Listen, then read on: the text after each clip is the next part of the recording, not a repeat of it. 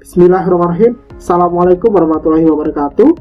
Bapak Ibu guru sekalian yang saya hormati, saya Zai Sifaratonik akan memberikan tutorial terkait bagaimana cara kita dalam mengkonstruksi konten-konten yang ada di PPT, khususnya memasukkan konten yang menarik berbasis teks di dalam PowerPoint.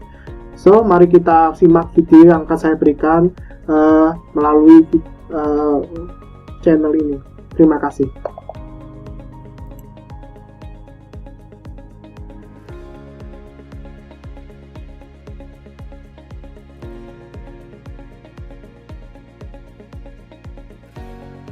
Ya, kali ini saya akan memberikan tutorial terkait bagaimana cara mengkonstruksi Microsoft PowerPoint menjadi presentasi, model tampilan presentasi yang lebih menarik ya.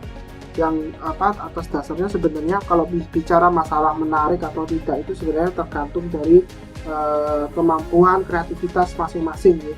Tapi di sini kita hanya akan belajar dari dasar-dasarnya. Nanti dari mungkin rekan-rekan yang ada di rumah, Bapak Ibu guru sekalian yang ada di rumah atau ada di mana begitu yang melihat video saya, mungkin bisa mengikuti dan juga akan mengembangkan sendiri sesuai dengan kemampuannya. Nah, rekan-rekan, pertama-tama yang bisa kita lakukan adalah membuka Microsoft PowerPoint-nya. Jadi seperti biasa kita buka saja Microsoft PowerPoint-nya. Saya pakai yang 2013. Dan di sini kita katakanlah saya ingin menggunakan template ya di sini. Jadi semisal kita pakai education ini ya. Nah, kita cari saja tadi, lalu kita bisa memilih salah satu yang ingin kita tambahkan untuk sebagai daripada template ya yang ingin kita pakai. Nah, misalnya saya pakai template yang ini saja. Dan di sini rekan-rekan sekalian, kita bisa menggunakan template. Jadi template ini fungsinya agar kita tidak lagi mikir bagaimana apa yang harus kita lakukan begitu ya, apa yang harus kita gambar ini, gambar itu, tidak usah mikir. Jadi kita pakai template saja untuk mempermudah gitu. Nah, kita klik create.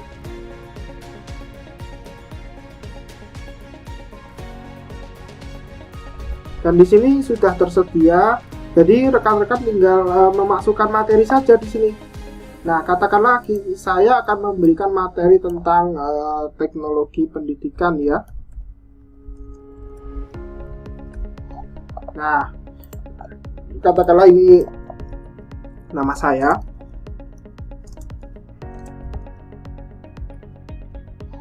Dan di sini ini contoh saja untuk membuat konten ya, konten sederhana ya. Lalu kita lanjut saja ke berikutnya. Nah, di sini kuncinya untuk presentasi itu kita tidak sangat disarankan untuk jangan terlalu banyak tulisan ya, daripada bahkan kalau bisa lebih dikuatkan gambarnya. Jadi penekanan PowerPoint itu bukan tentang bagaimana banyaknya tulisan atau kita hanya sekedar pindahkan, itu bukan seperti itu, tapi sebenarnya bagaimana supaya pesan yang disampaikan, inti pesan yang disampaikan itu bisa terjalin. Katakanlah teknologi pendidikan itu adalah, katakanlah kita pakai aja definisi gitu ya, definisi tab gitu ya, karena tab yang singkatan teknologi pendidikan ya. Lalu kita ambil saja poin-poin penting rekan-rekan sekalian. Jadi poin-poin penting dari teknologi pendidikan, jadi kalau secara definisi secara luasnya adalah teknologi pendidikan adalah studi etika praktis dalam memfasilitasi belajar dan meningkatkan kinerja dengan mengelola sumber daya pembelajaran berbasiskan sama teknologi ya, dalam arti untuk yang basis teknologi ya. Teknologi itu ada dua, ada teknologi yang basisnya bisa dilihat dengan mata maupun yang tidak. Nah, ini bahasa begitu itu sangat panjang sekali rekan-rekan sekalian. Maka kita bisa simpelkan inti dari bahasa itu, dalam arti inti dari maksud itu adalah, katakan apa? Berarti adalah memfasilitasi pembelajaran.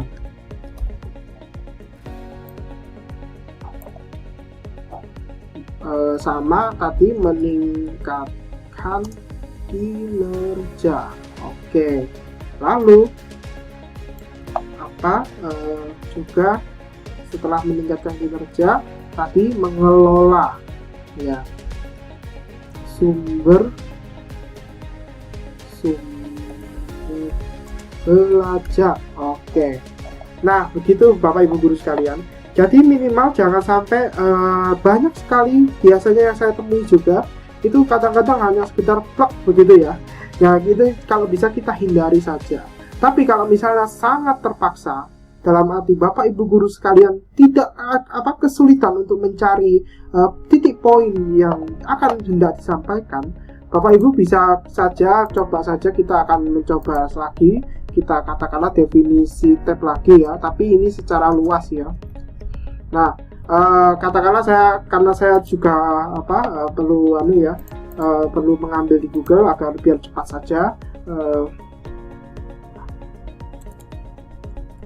Nah, misalnya ini saja pakai ICT 2004 ini ya. Nah, katakanlah ini yang dipakai. Nah, Google saja itu sudah seperti ini ya rekan-rekan.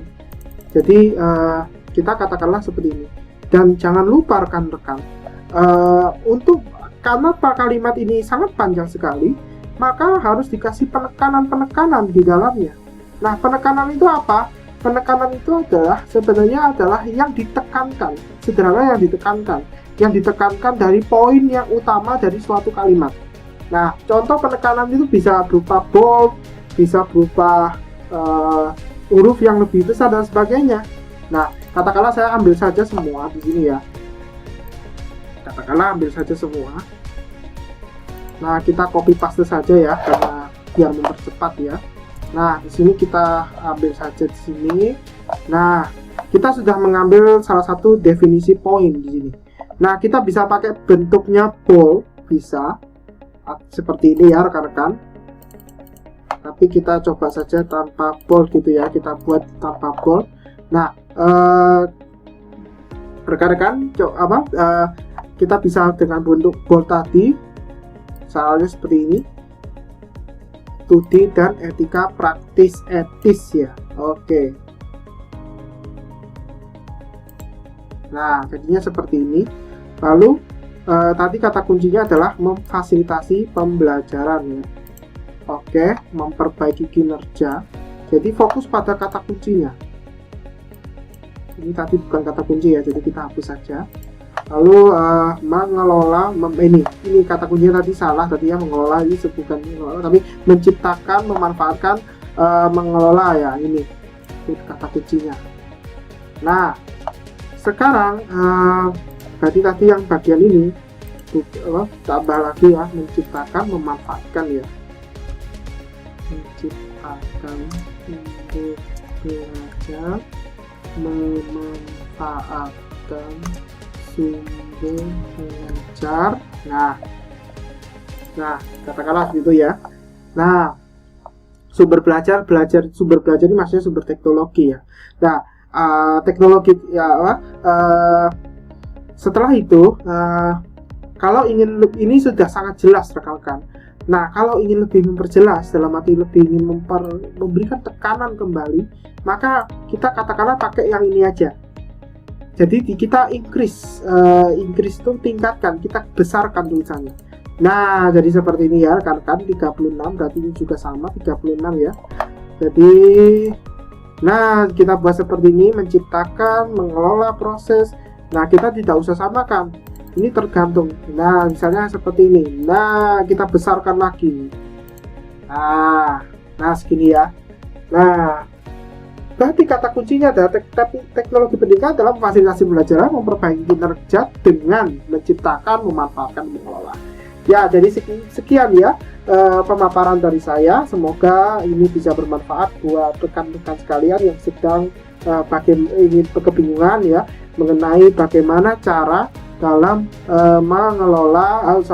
mengkonstruksi Microsoft PowerPoint ya untuk mendukung pembelajaran daring sekarang ini. Oke, terima kasih atas perhatiannya. Wassalamualaikum warahmatullahi wabarakatuh.